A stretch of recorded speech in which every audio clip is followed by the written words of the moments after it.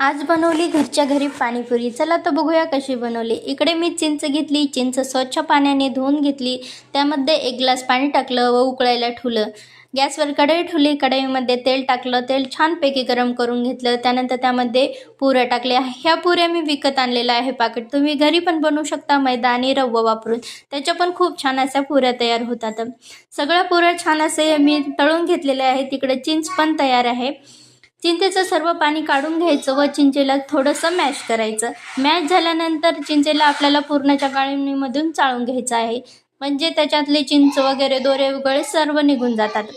नंतर एका पातेल्यामध्ये सर्व चिंचेचा कोळ टाकला, थोडीशी साखर टाकली, गूळ पण टाकू शकता तुम्ही। छानपैकी त्याला वितळून घ्यायचं, म्हणजे थोडंसं शिजून घ्यायचं। इकडे आपला गोड चिंचेचा कोळ तयार आहे। त्यानंतर मी लसूण सोलून घेतले, थोडंसं अद्रक घेतलं, मिरची घेतली, कोथिंबीर घेतली, फ्रेश पुदिना घेतला।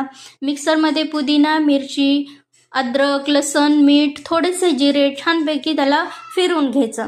इकडे छानपैकी आपले तयार आहे फिरवून। त्यानंतर त्यामध्ये चिंचेचा कोळ टाकायचा, पाणीपुरी मसाला टाकायचा, मीठ टाकायचा। तयार आहे आपली पाणीपुरी। कांदा टाकायचा, थोडंसं लिंबू टाकायचं।